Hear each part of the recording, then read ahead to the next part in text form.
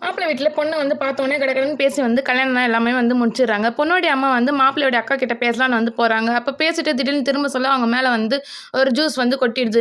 என்ன ரத்தக்கரை மாரி இருக்குன்னு சொல்லிட்டு அவங்க வந்து கத்த ஆரம்பிச்சுடுறாங்க. அது ரத்தக்கரைலாம் ஒண்ணும் இல்ல. ஜூஸ் தான் வந்து சொல்லி அவங்களுக்கு வந்து மாத்திரை போட்டு தூங்க வச்சுடுறாங்க. அப்பதான் அப்பனோட புருஷன் வந்து எல்லா உண்மையும் வந்து சொல்ல ஆரம்பிக்கிறான். எங்க அக்கா வந்து சைக்காலஜிக்கலி வீக்கா இருக்காங்க. மென்டலி வந்து அவங்க அஃபெக்ட் ஆயிருக்காங்கன்னு வந்து சொல்றான். இவளும் வந்து எல்லாத்தையும் புரிஞ்சுக்கிறான். இந்த பையனுடைய அப்பா, அப்பா கிட்ட வந்து சாரிங்க என் பொண்ணு தெரியாம இது மாரி பண்ணிட்டா அப்படின்னு வந்து சொல்றாங்க. அதுக்கப்புறம் எல்லா சம்பிரதாயம் வந்து முடிஞ்சு, வலது கால் எடுத்து வைக்காம இடது கால் எடுத்து வச்சு வான்றாங்க. இதெல்லாம் பார்த்து அப்பர்னாக்கும் ஒண்ணுமே புரியல. வீடவே பார்க்க சொல்ல ஒரு மர்மமா முறையில வந்து இருக்கு. அப்புறம் போலீஸ்க்கு வந்து ஃபோன் பண்ணி கேட்கறா. இது மாரி உங்க ஃப்ரெண்ட் வந்து தற்கொலை பண்ணி சாகல. யாரோ தலை வெட்டி தான் அவங்க வந்து சாக வச்சிருக்காங்கன்னு சொல்றான். இதெல்லாம் கேட்டு அவளுக்கு மூச்சு வாங்குது. மூச்சு வாங்குன உடனே இன்னலர் வந்து போடுறா. திடீர்னு பின்னாடி திரும்பி பார்த்தா அவங்க அக்கா வந்துடுறாங்க. நீ யார்கிட்ட வந்து பேசிட்டு இருந்த? நான் வந்தோனே ஏன் ஃபோன் மறைச்சிட்ட? அப்ப நீ என்ன பத்தி தானே பேசியிருக்கன்னு வந்து ஏதோ சண்டை அடிக்க வைக்கிறாங்க. இதெல்லாம் பார்த்து இவளுக்கு ரொம்பவே பயமாயிடுது. அவங்க புருஷன் கிட்ட வந்து இது நடந்ததெல்லாம் வந்து சொல்றா.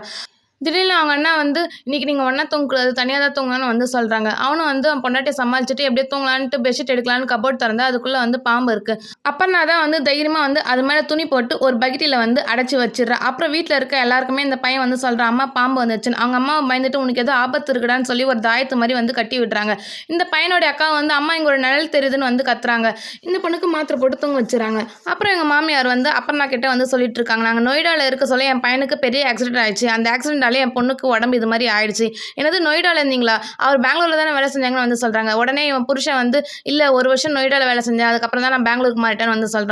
இந்த குடும்பத்துக்கு ஒரு சாபம் இருக்குமா, அது நீ தான் வந்து நீக்கணும் அப்படின்னு வந்து சொல்லி ஒரு சாமியார் கிட்ட வந்து கூட்டிட்டு போறாங்க. அப்பர்னாக்கு வந்து ஒண்ணுமே புரியல. அந்த சாமியார் ஏதோ பூஜைலாம் பண்ணிடுறா. இந்த பொண்ணு உங்க லைஃப்ல வந்துச்சுல இனிமே நல்லதா தான் நடக்கும்னு சொல்லி அவங்க குடும்பத்த வந்து அனுப்பிச்சு வச்சிடுறாங்க. ஆனா அப்பர்னாக்கு இதெல்லாம் சுத்தமா ஒண்ணுமே பிடிக்கல. அதுக்கப்புறமா 2 பேருக்கு வந்து ஃபர்ஸ்ட் நைட் வந்து ஏற்பாடு பண்றாங்க. ஆனா அப்பர்னாக்கு வந்து அவ ஃப்ரெண்டு செத்த ஞாபகமாவே இருக்கு. இப்போதைக்கு வேணாங்க எனக்கு உடம்பு முடியலன்னு சொல்லிட்டு அவளும் வந்து தூங்க ஆரம்பிக்கிறா. மறுநாள் வந்து அவங்க மாமியாராண்ட வந்து நான் எங்க அம்மா வீட்டுக்கு போகணும்னு வந்து கேட்கறா. அவங்க மாமனாரும் வந்து நீ தாராளமா போயிட்டு வாம்மா, அதெல்லாம் கேட்கணும்னு ஒரு அவசியமே இல்லைன்னு வந்து சொல்றாங்க. ஆனா அவங்க மாமியாருக்கு கொஞ்சம் கூட இஷ்டமே இல்ல. அவன் புருஷனும் வா நான் அவன டிராப் பண்ணிடுறேன்னு சொல்லிட்டு அவங்க அம்மா வீட்ல வந்து இட்டுன்னு போய் விட்டுடுறான்.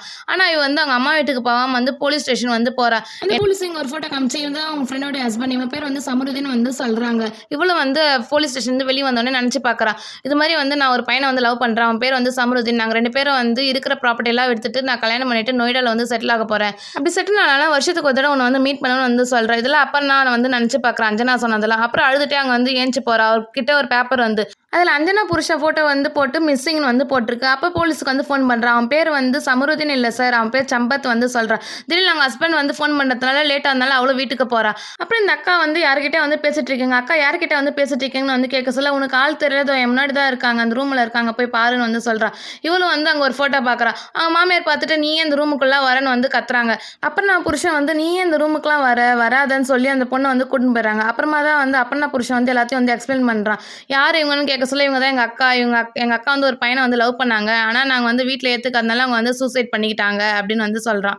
இதோட கிளைமாக்ஸ் வேணும்னு நினச்சிங்கன்னா வந்து மறக்காம கமெண்ட் பாக்ஸ்ல வந்து கமெண்ட் பண்ணுங்க. ஓகே கைஸ், இந்த வீடியோ பிடிச்சிருந்தா மறக்காம வந்து லைக் பண்ணுங்க, ஷேர் பண்ணுங்க, சப்ஸ்கிரைப் பண்ணிக்கோங்க. மறக்காம அந்த பெல் ஐக்கானை கிளிக் பண்ணிக்கோங்க.